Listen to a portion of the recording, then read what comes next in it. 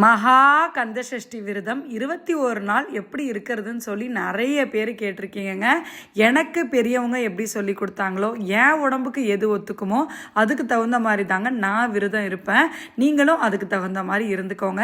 இதில் முக்கியமாக நீங்கள் ஃபாலோ பண்ண வேண்டியது, பட்னி கிடக்கக்கூடாது. நிச்சயமாக உங்கள் உடம்பை வருத்திக்கிட்டு எந்த விரதமும் இருக்கணும் கடவுள் சொல்லவே இல்லை. உங்களால் என்ன முடியுமோ அதுக்கு தகுந்த மாதிரி நீங்கள் விரதம் இருந்துக்கோங்க. நான் எப்படி இருப்பேன்னு பார்த்தீங்கன்னா, வர 7ஆம் தேதி காலையில் தான் உங்களுக்கு 21வது நாள் ஆரம்பிக்குது. காலையிலே நான் முருகருக்கு பாண்டியநாயகன் கோயிலில் மாலை போட்டுக்க போகிறேன். போட்டுக்கிட்டு அந்த 21 நாள் என்னென்ன ஃபாலோ பண்ண போகிறேன், எனக்கு பெரியவங்க எப்படி சொல்லி கொடுத்தாங்கன்னு சொல்கிறேன். உங்களுக்கு ஓகேனா அதுக்கு தகுந்த மாதிரி நீங்கள் ஃபாலோ பண்ணிக்கோங்க.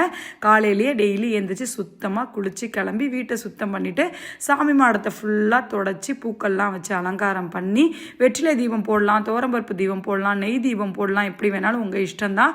வத்தி சாம்பிராணி ஏற்றி நல்லா சுத்தமாக மனசு சுத்தத்தோட சாமியை கும்பிட்டுட்டு நெய்வேத்தியத்துக்கு பால் காய்ச்சி வைக்கலாம், இல்லைனா நீங்கள் நட்ஸ் வகைகள் வைக்கலாம், பழங்கள் வைக்கலாம், இல்லை உங்களால் ஸ்வீட் செய்ய முடியும் காலையிலனாலும் ஸ்வீட் செஞ்சு வச்சு படைக்கலாம். உங்களுக்கு அன்னைக்கு எப்படி சரி வருமோ அதுக்கு தகுந்த மாதிரி நீங்கள் செஞ்சு வச்சு நல்லா மனசார சாமி கும்பிட்டு முடிச்சுட்டு நான் டைரெக்டாக பாண்டியநாயகன் கோயிலுக்கு, நடராஜர் கோயிலுக்குள்ளே இருக்கிற இடத்துக்கு போயிடுவேங்க. போயிட்டு நான் இந்த 21 நாளும் நான் தானம் பண்ணுறதா வேண்டியிருக்கேன்.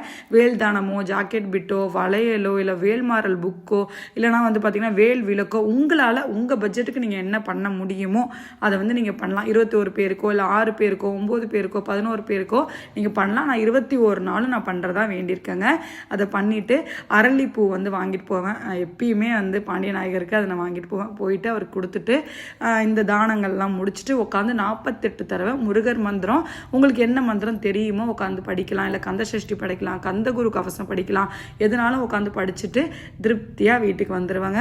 உணவு எப்படி எடுத்துப்பேன்னு பார்த்தீங்கன்னா, மதியானம் மட்டும் சாப்பாடு சாப்பிடுவேன், காலையில் லிக்விட் ஃபுட் எடுத்துப்பேன், சாயங்காலம் 6 மணிக்குள்ளார ஏதாவது ஒரு உணவு டிஃபன் சாப்பிட்ருவேன். இதுதான்.